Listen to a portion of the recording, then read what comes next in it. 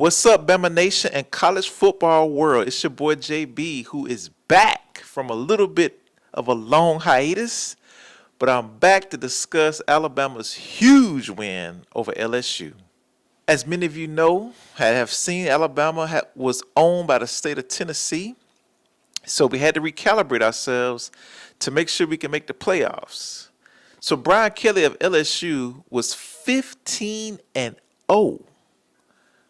on night games going into Death Valley. Now, Alabama has been a record of 5 of their last 6 we have won going into LSU. We lost in 2022 in an overtime game where Jaden Daniels just went crazy. But it was an elimination game for both teams.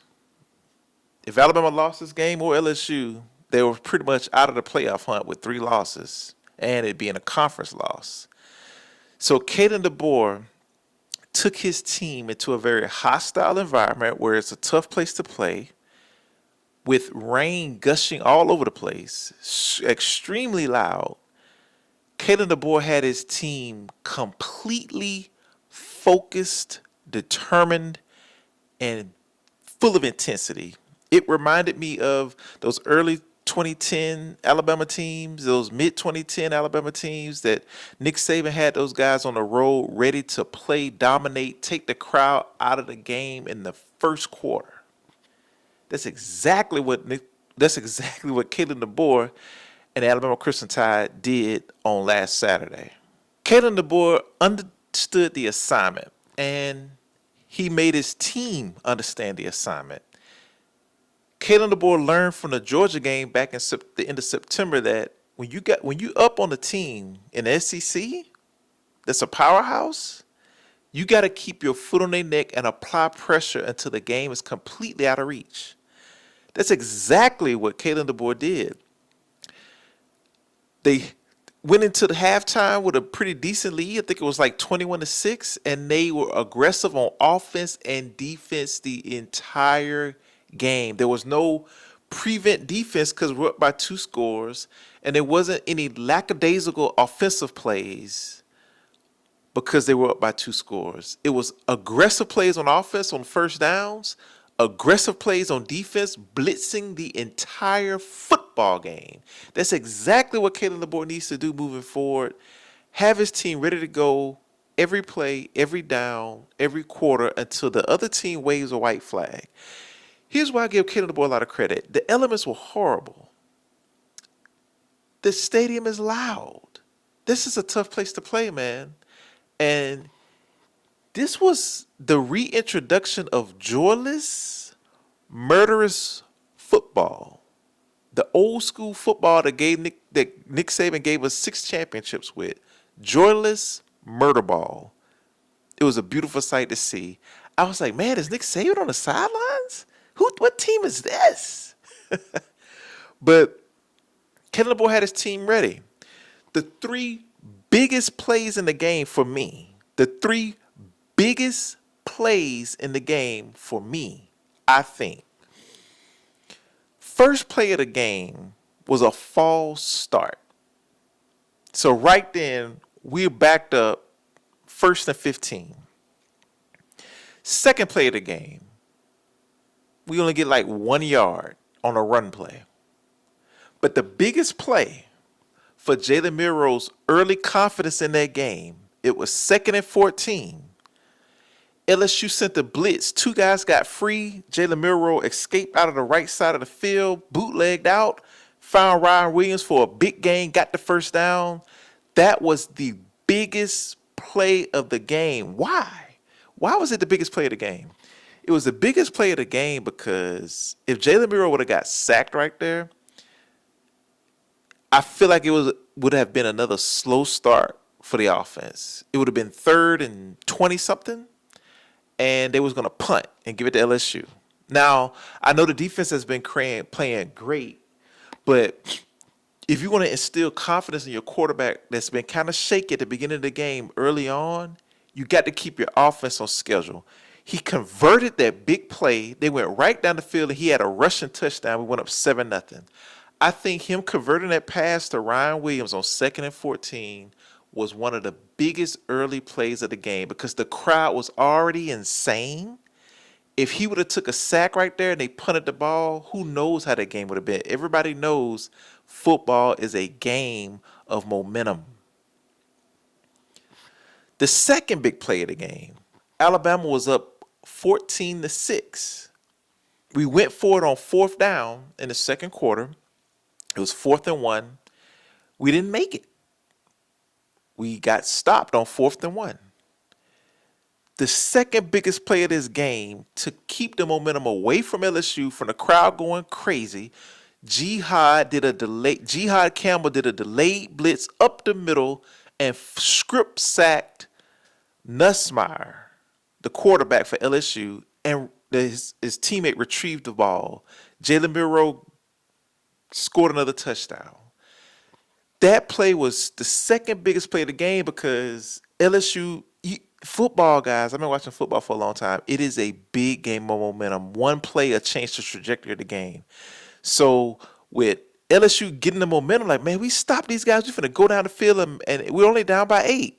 Alabama destroyed their dreams in the very next play by forcing a fumble and then scoring a touchdown, going up 21-6 at halftime.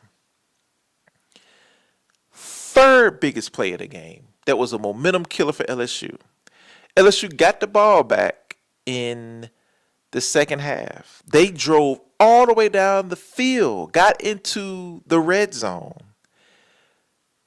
Deontay Lawson picked the ball off at the goal line.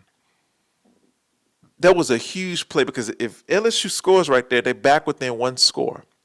What was huge about this play, LSU took almost, 10 minutes off the clock, and they got nothing out of it. Alabama intercepted the ball, went right back down the field, scored a touchdown, 28-6. The game's pretty much out of reach because now LSU has to throw the ball on every play. Jalen Milroe completing the ball to Ryan Williams on 2nd and 14 in the first quarter. Jihad Campbell forcing the fumble after LSU just stopped us on 4th and 1 in the second quarter. Deontay Lawson intercepting the ball in the second half on the first drive of LSU in our red zone. Those were the 3 biggest momentum plays of the game. The defense for Alabama, this young defense, I can't say enough about what they did. They have been lights out. And I'm going to say this. They didn't play well in Vanderbilt. They played well enough at Tennessee to beat Tennessee because they stopped Tennessee, gave Jalen Milroe 1 minute and 40 seconds to go tie the football game up. And he didn't do it. But they held Tennessee to 24 points. But since that Tennessee game, the Alabama defense has only allowed 1 touchdown. And where did that touchdown come from? LSU scoring with 11 seconds left in the game. And you could tell that coach was trying his best to keep them out of the end zone because that would have been back-to-back shutouts of not allowing a touchdown. This Alabama defense has been lights out. They probably have only been allowing, 10 points a game in these last 3 or 4 games? They have woken up, man. They shut Missouri out the week prior, 34-0. Okay, this Alabama defense looks so good right now, man. They look very good. They look very, very, very good. It reminds you of Joyless Murderball, man. It looked like a Nick Saban-led team. The defense was aggressive. They were blitzing. They were stopping the run. They were playing the pass. They weren't getting stupid penalties. They weren't getting pass interference penalties. They weren't getting offside. I mean, very disciplined, aggressive, efficient defense. And, Jalen Milroe has to understand this. You got this young defense playing lights out like this, you got to stay on schedule on offense. And this is a great segue into Jalen Milroe. Eye to eye, man. You can't worry about what these critics think. You can't be worried about the NFL right now, especially if you're trying to make a legacy in Alabama. Jalen Milroe, You got this young defense that's balling. Be who you are. Don't worry about what these critics say, Jalen Milroe. 6 points, Jalen Milroe, is 6 points, whether you are throwing it or running it.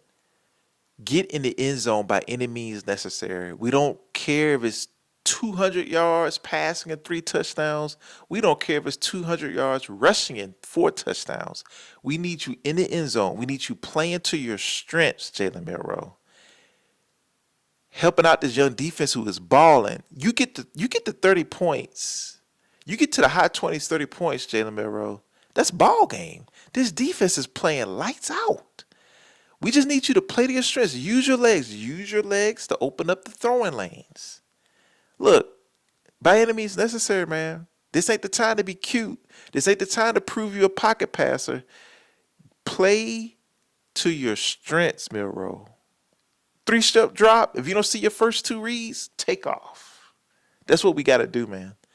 Alabama has 3 games left against 3 teams they should win. They got Mercer, Oklahoma, Auburn. They come focused like they did against LSU. They come focused from first quarter to the 4 zeros on the clock like they did LSU. They should win all these 3 games. They may need a little help to get in the SEC title game, but that will at least grant them a playoff berth if they win their next 3 games. I love what I saw from the team. We got to keep this train moving forward. Continue to be focused, Alabama. Caleb DeBoer, continue to get your team ready. And with that being said, if we're playoff bound, roll Tide.